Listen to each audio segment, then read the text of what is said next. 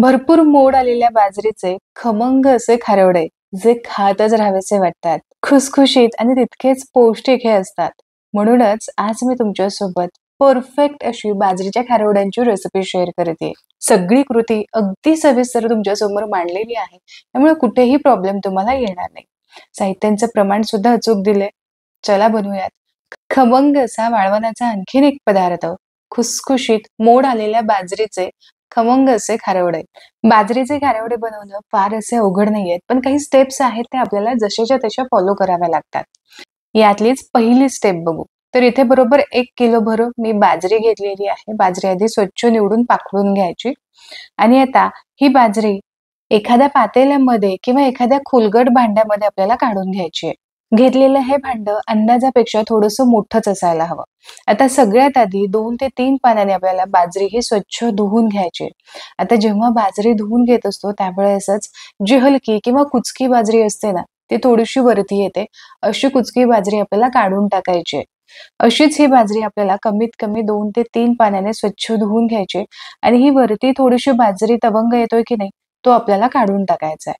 बाजरी इथे स्वच्छ धुवून झालेली आहे. आता यामध्ये भरपूर आपल्याला पाणी घालायचंय आणि ही बाजरी आपल्याला कमीत कमी 12 तासांसाठी किंवा अगदी रात्रभर तुम्ही भिजवून घेतली तरी सुद्धा चालू शकतं. तर बरोबर 12 तासांसाठी इथे बाजरी मी चांगली भिजवू दिली आणि तुम्ही इथे बघू शकता हलकेसे यावरती अंबूसपणा किंवा बुडबुडे तुम्हाला दिसतील. मुळातच बाजरी साईजला थोडीशी लहान असल्या कारणाने ना ती जास्त अशी फुलत नाही. तर तुम्ही इथे बघू शकता यावरती भरपूर असा फेस आलेला आहे आणि पुन्हा आता ही बाजरी 1-2 पाण्याने स्वच्छ धुवून घ्यायची.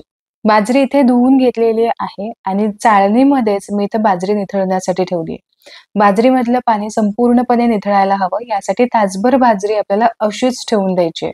तर साधारण अर्धा 1 तासानंतर बाजरीमधलं पाणी जे आहे ते संपूर्णपणे निथळलं गेलेलं आहे. आता ही बाजरी ओलसर आहे तरी सुद्धा असं खूप यामध्ये पाणी राहिलेलं नाही. हलकीशी ही ओलसरच असायला हवी. आता बाजरीला आपल्याला मोड आणायचे यासाठी एखादं खोलगट भांडं घ्यायचं. यावरती सुती कापड ठेवायचंय आणि यामध्ये आपल्याला संपूर्ण बाजरी जी आहे ती काढून घ्यायची आहे. आता याची गाठ मारून घेऊयात आणि आता बाजरीला चांगले मोड येऊ द्यायचे यासाठी कमीत कमी 12 ते 15 तासांसाठी ही बाजरी चांगली आपल्याला दडपून ठेवायची.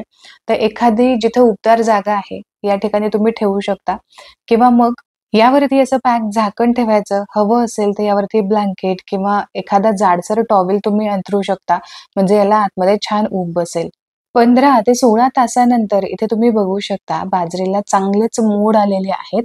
असे मोड आणून केलेल्या बाजरीचे जे खारोडे आहेत ते भरपूर पौष्टिक होतात आणि तुम्हाला हवे तेवढे तुम्ही खाऊ शकता.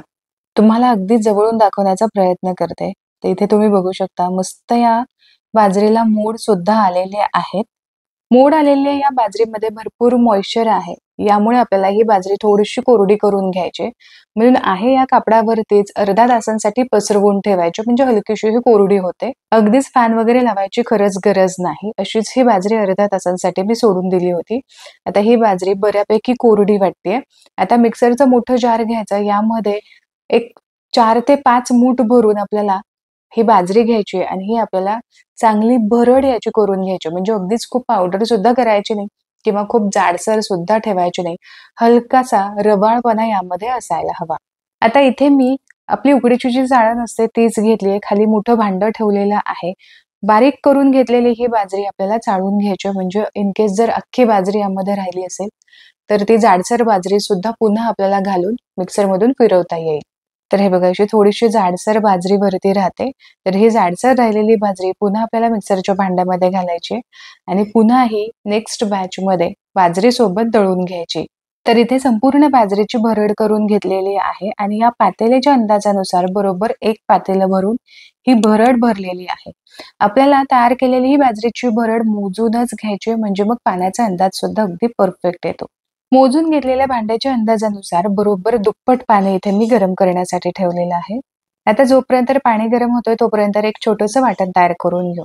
तर इथे 2 लसणाच्या गड्ड्या मी सोलून घेतलेल्या आहेत. यासोबतच 5 ते 6 हिरव्या मिरच्या घेतलेल्या आहेत किंवा तिखटाचा अंदाज तुम्ही तुमच्या आवडीप्रमाणे ठेवू शकता. इथे मी मीडियम तिखट ठेवलंय. 2 पोह्याचे चमचे भरून इथे जिरं घेतलेलं आहे. पाणी न घालता हे जाडसर आपल्याला वाटून घ्यायचंय. पाणी गरम व्हायला सुरुवात झाली, की यामध्ये आपल्याला चवीपुरतीचं मीठ घालायचंय आणि जो ठेचा आपण तयार करून घेतलेला आहे, लसूण, हिरवी मिरची आणि जिऱ्याचा, तो यामध्ये घालायचा. हवं असेल तर इथे तुम्ही कोथिंबीर सुद्धा घालू शकता. आता पाण्याला चांगली उकळी फुटली, की यानंतरच बाजरीची जी भरड आहे, ती आपल्याला यामध्ये घालायची. तर एकदम बाजरीची भरड घालायची नाही, थोडी-थोडी या पद्धतीने तुम्हाला बाजरीची भरड यामध्ये घालायची आहे. जर तुम्हाला इथे कोणाची मदत घेता येत असेल, तर आवश्यक घ्या. म्हणजे मग काम करणं सोपं होईल आणि यासोबतच बाजरीच्या गुठळ्या सुद्धा होणार नाही. तर एका हाताने मी या पद्धतीने बाजरी घालत आहे आणि दुसऱ्या हाताने उन्हातल्याने घातलेली ही बाजरीची भरड लगेचच मिक्स करून घेत आहे, की जेणेकरून अजिबात यामध्ये गुठळ्या होणार नाही. बरं सुरुवातीला जेव्हा तुम्ही ही भरड घालत असता, तेव्हा असं वाटतं, की हे मिश्रण खूपच पातळ आहे. पण जसा-जसा वेळ जातो, जशी-जशी बाजरी शिजायला सुरुवात होते, तसं-तसं हे मिश्रण भरपूर दाटसर व्हायला सुरुवात होते. तर थोडी-थोडी करत संपूर्ण भरड मी यामध्ये घातलेली आहे. आता इथे तुम्ही मिश्रण बघू शकता.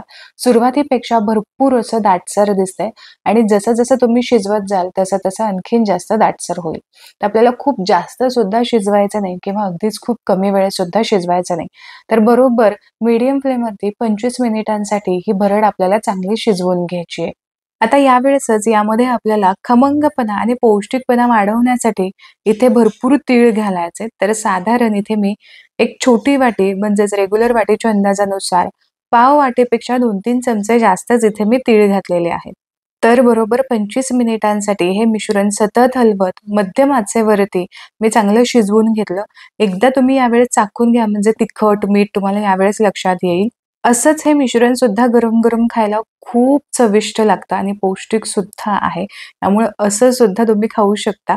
मिश्रण बरोबर 25 मिनिटं शिजवल्यानंतर हे असं दाटसर दिसतं. गॅसची फ्लेम इथे मी बंद केली. खारवड्या घालण्यासाठी जरी हे मिश्रण आत्ता तुम्हाला पातळ वाटत असलं, तरी सुद्धा पूर्णपणे थंड झाल्यानंतर हे चांगलं जमून येतं. आता हे संपूर्ण मिश्रण आपण चांगलं थंड करून घेऊ. तर हे थंड होण्यासाठी जवळ-जवळ 1 ते दीड तास तरी लागतो. यामुळे सकाळी-सकाळी तुम्ही जरी हे मिश्रण बनवून ठेवलत आणि नंतर तुम्ही एक 10 ते 12च्या दरम्यान जरी हे खारवडे घातले, तर बऱ्यापैकी 5-6च्या दरम्यान हे वाळले जातात.